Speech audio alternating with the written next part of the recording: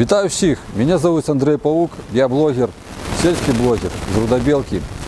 У своїх відео я часто піднімаю соціально вострые політичні питання. І гэта вельмі не падабаецца мясцовай уладзе. Да чого там, нават не мясцовай, а і абласной. І за гэта на мяне спрабуюць ціснуць, рэпрэсіраваць мяне. І вось 20 сакавіка гэтага года я нібыта замінаваў Октябрьскі райвыканкам. Потым да мяне прыйшла міліцыя, апранула кайданкі. Потым канфіскавалі мою тэхніку, обшук зрабілі ў кватэры. Але пасля 5 гадзін выпусцілі, хаця хацелі везці ў Бобруйск на 3 сотні пасадзіць. Як вы разумееце, мне шылі вельмі сур'ёзны артыкул, гэта фактычна тэрарызм. Я лічу, што такімі дзеяннямі мне спрабавалі запужаць, канфіскаваць мою тэхніку, палазіць у ёй, пашукаць нешта цікавае, але наўрад ці ў іх атрымалася тое, што яны задумывалі.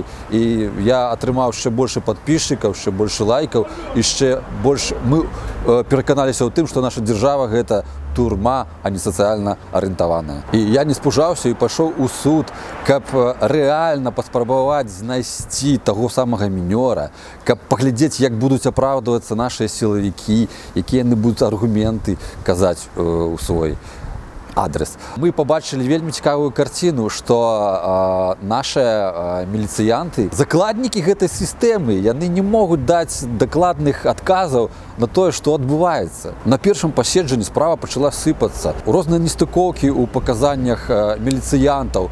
Яны не хочуць казаць, хто аддаў ім загад, каб мяне затрымаць. Таму я лічу, што ў такіх выпадках абавязкова трэба ісці ў суд, падымаць інфармацыйную шуміху, каб усе ведалі, як вядзе сябе наша неправавая сацыяльна арыентаваная дзяржава. Каб ім больш не хацелася займацца такімі правакацыямі, каб надаваць ім пашчах. Справа яшчэ ідзе. Наступнае паседжанне будзе на гэтым тыдні. Але калі вы думаеце, што гэта ўсё, то я вам скажу, што не ўсё, таму што новая правакацыя, зноў ж перед судом, нібыта я патэлефанаваў міліцыю і сказаў, што зарэзаў сваю жонку са сваім палюбоўнікам. І міліцыя на гэта адрэагавала абыякава. Яна спачатку хацела прыехаць узяць паказанні, потом перадумала, потым і на наступны дзень не прыехала, мы самі паехалі, напісалі заяву, а яны ўсім сваім відам паказваюць, што як быццам бы нічога не адбылося.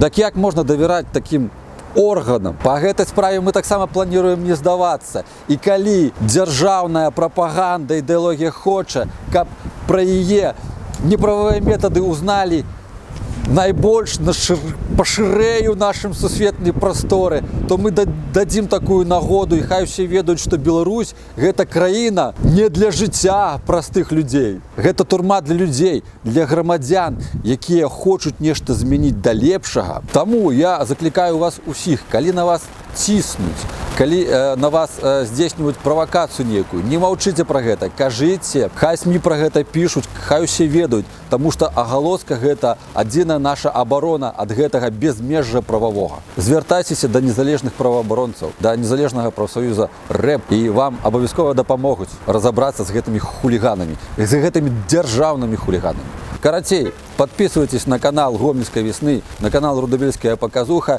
і дапамагайце распаўсюджваць гэтае відэо па сацыяльных сетках Беларусі. Перамога ўжо не за гарамі. Будзем разам.